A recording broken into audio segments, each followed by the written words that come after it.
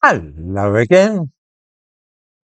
Just in case viewers missed it, three men, two of them Ukrainian and the other a Romanian who grew up in Ukraine, appeared in court yesterday, charged with arson with intent to endanger life. This is in connection with fires at the Prime Minister's home in London and also an arson attack at a flat and a car which he used to use.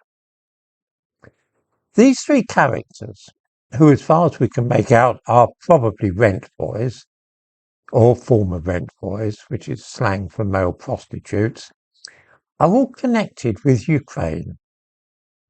The prosecution in the case said yesterday that they do not believe that these events are acts of terrorism. This means that we can rule out any connection to the war in Ukraine, say, or the political beliefs of Keir Starmer. The obvious, and indeed only conclusion, is that it is believed that these acts of arson were motivated not by ideology, but have instead a personal motive. This is intriguing.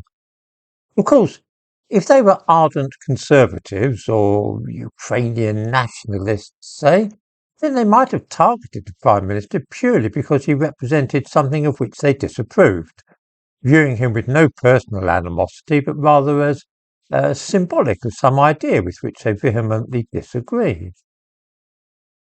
This, it seems, is not what anybody believes. The police and lawyers seem to have decided that the three of them engaged in a conspiracy to launch potentially deadly attacks against Keir Starmer based on a motive which was purely personal. Whoever started those fires evidently knew an awful lot about the Prime Minister. How on earth did they know about a car which he used to own, or that there was a flat which he owned but did not live in? And why would they feel so aggrieved with Keir Starmer that they would behave in this fashion?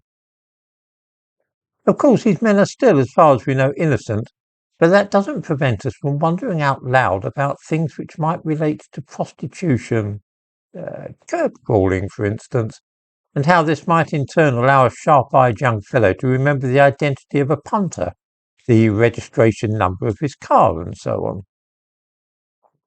There are persistent rumours about the Prime Minister's sexuality, which might provide a clue as to what has happened, always assuming, of course, that these three men did have something to do with the fires, which is in itself by no means certain.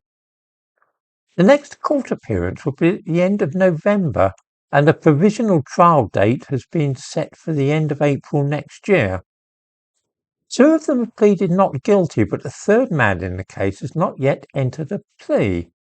This is interesting because it might, of course, indicate that he's hoping to cut a deal with the authorities, whereby he pleads guilty, laying the blame on the others in the hope of getting a lighter sentence. If that happened, then we really might learn something worth knowing about the background to this case. I have an idea that this is going to be something similar to the trial which led to the downfall of Liberal leader Jeremy Thorpe, because politicians who go out of their way to conceal the fact that they are gay often end up in more of a pickle than if they had been open and honest in the first place. One of the things which I have noticed over the years is the way in which men in important positions are still prepared to carry on in ways relating to sex which expose them to the most horrible risks. I'm thinking now of the former Director of Public Prosecutions who was spoken to by the police for curb crawling around King's Cross. No, not that former Director of Public Prosecutions, you fools, but rather Alan Green in 1991. I'm afraid that, to be rather vulgar, men's penises often lead them towards exceedingly foolish and ill-advised actions.